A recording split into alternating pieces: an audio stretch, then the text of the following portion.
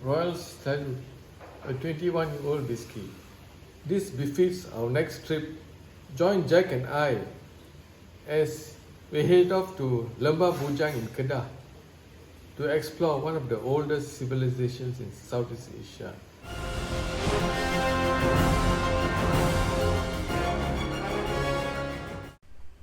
The Bujang Valley is located in Kedah. It is a state in the northern part of Malaysia. It is home to one of the oldest archaeological sites in Southeast Asia. This early civilization in Bujang Valley began as early as the 8th century before the Common Era and reached its peak in the 7th to 14th centuries Common Era. The Bujang Valley Archaeological Site is a sprawling 225-kilometer complex, ranges from Gunung Jerai up north, right up down to Sungai Muda in the south. Its location is Merbot, near Sungai Petani. And two important sites are the Bujang Valley with its old temples and also the Sungai Batu archaeological sites, which we'll visit in another video. 2000 years ago, sea levels were much higher and Sungai Batu, now a mere trickle, was at least a mile wide, and the sea came right up to Mount Jerai, helping large ships to berth at the Kedah Tua port here. As you can see from this picture here, in the 1st to 3rd century Common Era, the water levels of the sea reached right up to Sungai Batu complex itself. And in those days, with the deep waters reaching right up to Mount Jerai, ships could come right up to this port, which made it a very busy and popular port for seafarers. Ships arriving from India and even China made Gunung Jerai a landmark, and this was how they found Bujang Valley, using Gunung Jerai as a landmark. Bujang Valley got its name from the Sanskrit word Bujanga, which meant serpent. This was because Gunung Jerai looked like a serpent from far. Bujang was a natural port of call as the nearest landfall from India, right at the north entrance to the Straits of Malacca.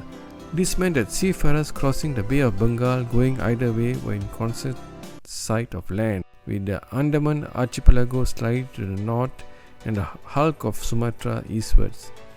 The presence of these landmarks meant that there was little danger of becoming lost, and especially so the mass of Mount Jerai, Gunung Jerai, was a spectacular backdrop and landmark that could be seen from miles out to sea, helping seafarers reach Bujang Valley. Can you believe that the temples of Lembah Bujang was even older than the temples in Borobudur and also Angkor Wat? Now we are approaching the Lembah Bujang archaeological site. Bujang Valley, or in Malay Lembah Bujang, boasts of more than 50 ruins of ancient Hindu-Buddhist temples or Chandi and related artifacts. The build works date from about 500 BCE to 1300 CE, making Kedah home to one of the earliest civilizations in Southeast Asia and certainly the region's oldest Hindu-Buddhist complex.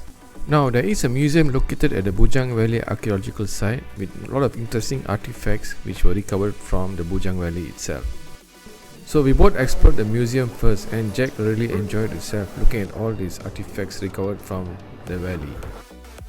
If you look at this topographical map of the Bujang Valley, that's where we are at the museum, and soon we'll walk behind to have a look at those temples at the back there. Preliminary research as conducted on Indian texts has showed that Kedah was one of the most important iron producers in Southeast Asia. The Indians identified Kedah as Kataram or Kadaram, which refers to black ores. There are few references which mention that their swords and chariots were made of iron imported from Kedah. As for Arab records, it is said that among the best quality iron which was used to make swords came from Kala or Kedah. In Sanskrit literature, Kedah was often mentioned as Kataha, which can be literally translated as iron pot. And in Japan, the word steel is mentioned as Keda, K-E-D-A. One possible explanation where these iron ingots were exported to is contained in the Tamil poem Pattani Palai from the Sangam period 200 before Common Era to 200 Common Era, which described the kingdom of Kazakam, which meant black rock in Tamil. This shows the link the Chola Empire had with Kedah Tua. The Chola Empire, the king was King Rajendra Chola I, who actually invaded and captured Kedah in the 11th century with his Chola invasion of Sri Vijaya and occupied it for some time. Over here are some remnants of archaeological finds found at the Lembah Valley site. This is a flagpole holder, statue base to hold a flagpole. This is a flagpole. Over here. And these are grinders to grind sugarcane, which was used in those days. Look how heavy it must have been. Hard work to squeeze sugarcane in those days. And these granite blocks are remains from the Sungai Batu archaeological area found there. So we are now walking behind the museum to look at the temples, and the inscription on the sign says we are now entering into the civilization of the 2nd to 14th century. Do you want to become an archaeologist after this? No, Why not? because I can't look at rocks. Can look at what? Rocks. Rocks. It's boring. Kedah Tua came into existence in the 8th century BCE at the Sungai Batu complex. Now, Kedah Tua was an extremely prosperous trading port, and its inhabitants mastered the most important technology of the ancient world, namely iron smelting. This is the first temple we are visiting, Chandi Pendiat or Pendiat temple. This temple was relocated from its original site in Kampung Pendiat and reconstructed here in Bukit Palupahad, Merbok. It was believed to be built in the 11th century. This 11th century temple had all the characteristics of a Hindu temple, meaning it had a vimana and also a mandapa. Now, Jack is at Pendiat temple with me in Bujang Valley, and we are looking at this ancient temple which was built in 11 AD. Can you imagine that? Even before Angkor Wat, which was built in 12 AD. Now the biggest temple or Chandi in Lembah Bujang is Chandi Batu Pahat, and this was thought to be built around the 12th to 13th century Common Era. This temple was discovered in 1937. Most of the temple has already been lost due to age. Only the base of the temple remains, which is the granite base. This temple was actually dedicated to Lord Shiva, and it comprised of a large vimana and mandapa, which together form the temple complex. So what is a vimana and a mandapa? They are basic components of a temple, Hindu temple. Let me explain to you further. If you look at the composition of a Hindu temple, there are various components. Firstly, you have the Gopuram or Gopura. It is a monumental entrance tower, usually ornate at the entrance. It is usually a tapering oblong in form, with ground level wooden doors richly decorated providing access. And then you have the mandapa, which is a vast gateway which leads to the center part of the temple. In the center you have the vimana. It is a towering structure over the Garbha Griha or inner sanctum. Garbha Griha or inner sanctum is the part which houses the deity of the temple. And above the vimana is the shikara or the spire over the tower. It's the main temple of all in Bujang Valley. Bukit Batu Pahat temple or Chandi Bukit Batu Pahat. Now Jack is enthralled looking at it and she's so excited. Are you? What the heck? Now let's go and see the main temple in Bujang Valley. This collapsed temple was reconstructed in 1960 at its original place here. From archaeological researchers, it has been determined that the temple was a dedication to the Hindu god Shiva, and it was complete with a mandapa and a vimana. So joined together to form the whole temple complex.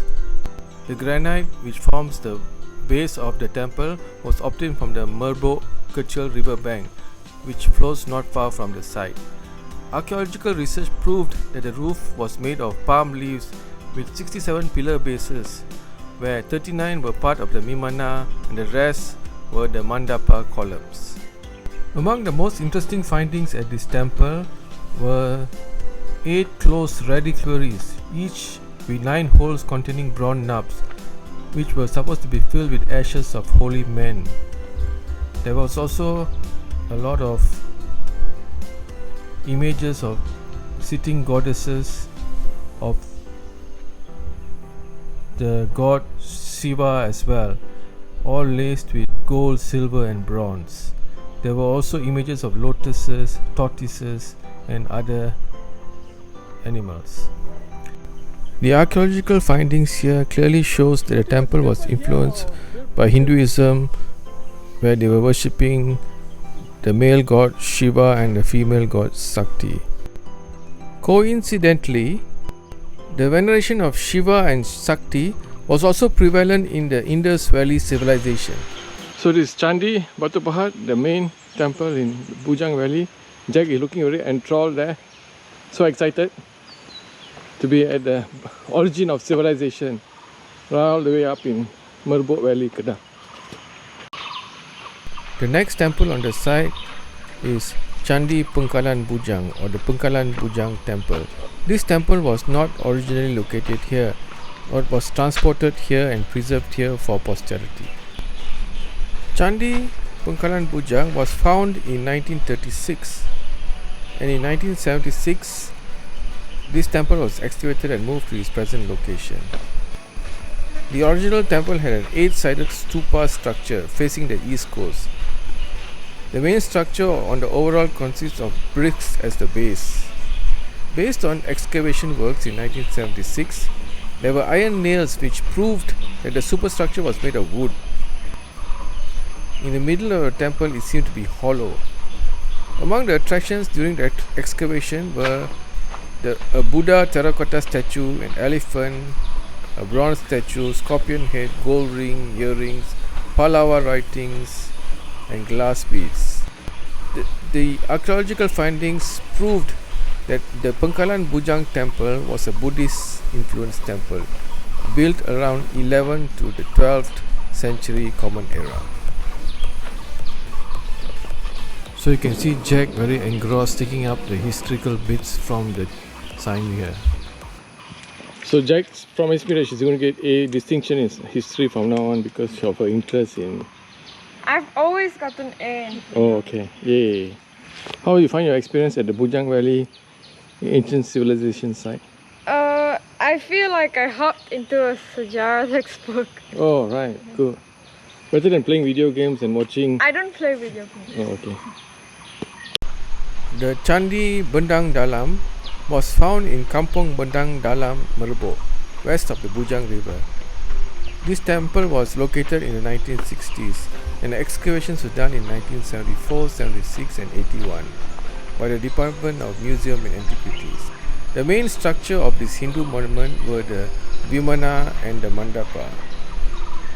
Both divisions were built on the ground without any foundations, where the main material of construction was laterite brick. Among the artifacts found during the excavation were China-made stoneware, pillar bases, beads made of glass. From these archaeological findings, it can be proven that this Chandi was built between the 12th and 13th century Common Era. No, it's not. You feel that? School Huh? should have sejarah trips Why? because it's cool. Cool. Makes you interested to study, right? Go and stand on top there. Why? Just for fun. Am I allowed to? Yeah, well, no one's now. I feel like the king of the world. So Jack, how was your experience at the Bujang Valley? Very cool. And what else? It'd be cool to like visit more. Okay, so we're going, so after this Bujang Valley Museum, we're going to another place, Sungai Batu Archaeological Site, which is not far from here, which is has even older heritage. Cheers. So guys, I hope you enjoyed that trip to the Bujang Valley. Please stay tuned for my next video to visit the Sungai Batu Archaeological Site, which was even older than Lubang Bujang. Cheers.